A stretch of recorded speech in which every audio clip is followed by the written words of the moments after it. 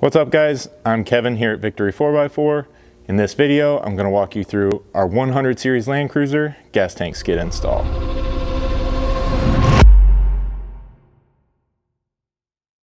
So to get our gas tank skid up in place and start getting it aligned, we are simply going to be using these two bolt hole locations here on our slider leg mount. For those of you that don't have a slider leg already in place, you're going to simply measure forward from this edge of the rear control arm mount, approximately 3/8 of an inch. You can either make a mark or you can get the skid up here tight to the frame and then measure from there to the back edge of this flange.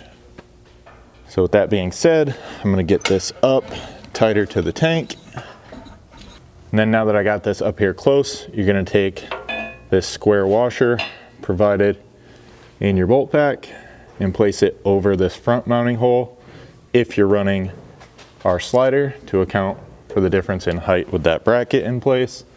And then you can start reinstalling these two bottom slider mounting bolts.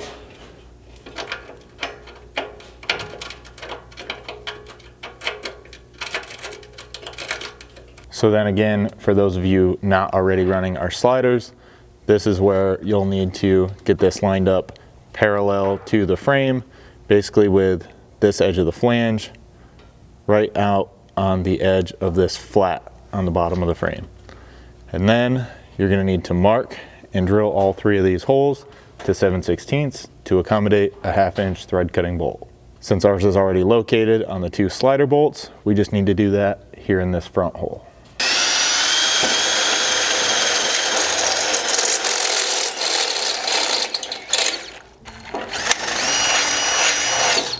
Then you'll just need a decent impact and a 3/4 socket to get these started.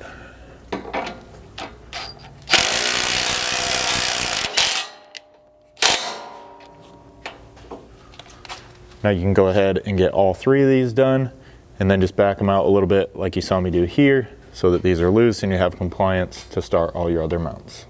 Next, you can move to this rear driver's side corner of the skid, grab your shorter mounting leg, and this will install with the slotted end here on the inside of this tank skid flange. And you can start a 1/2 inch button head bolt with a flange locking nut on the back side.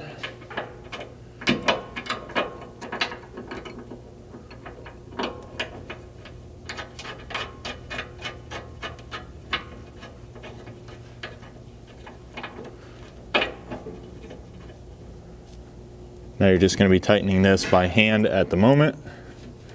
You want to get it so that this sits nice and tight to the frame here so that you can mark it and drill another 7/16 hole and install another one of those 1/2 inch thread cutting bolts.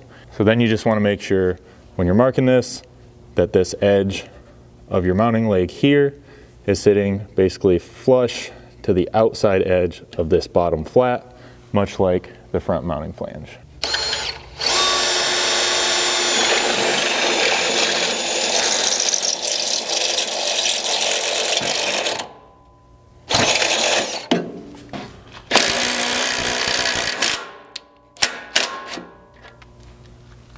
Next, you can take the longer standoff leg bracket, and this will install right here on the back end of the skid plate, just like that last one did. So you're bolting it right to this flange with one of those 1/2 inch button heads and a flange nut.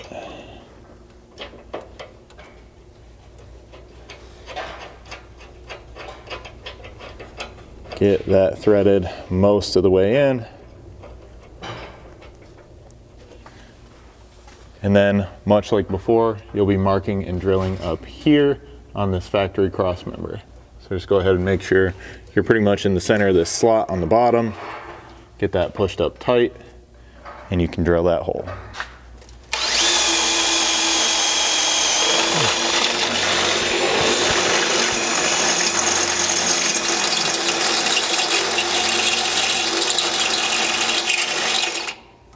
And then you can thread in that 1/2 inch thread cutter.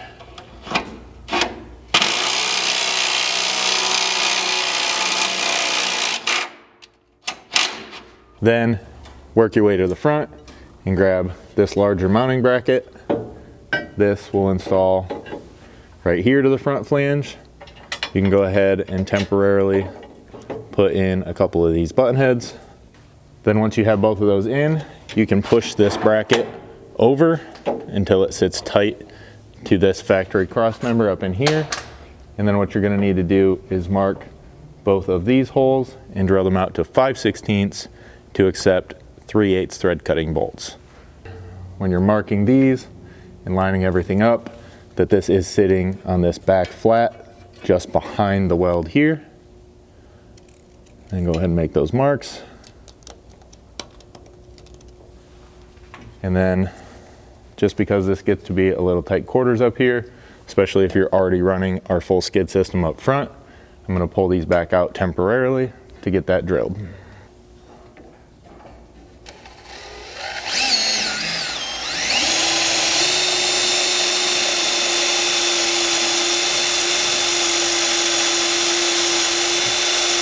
So with those drilled, we'll reinstall this bracket.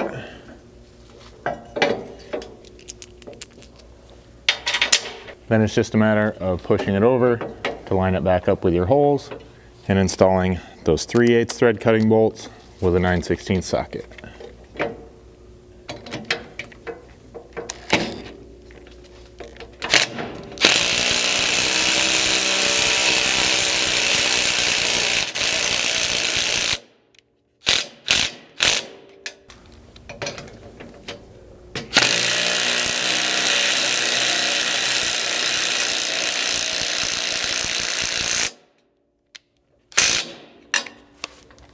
So now you'll have all your skid mounting hardware at least loosely installed, and you can work your way around and tighten everything up.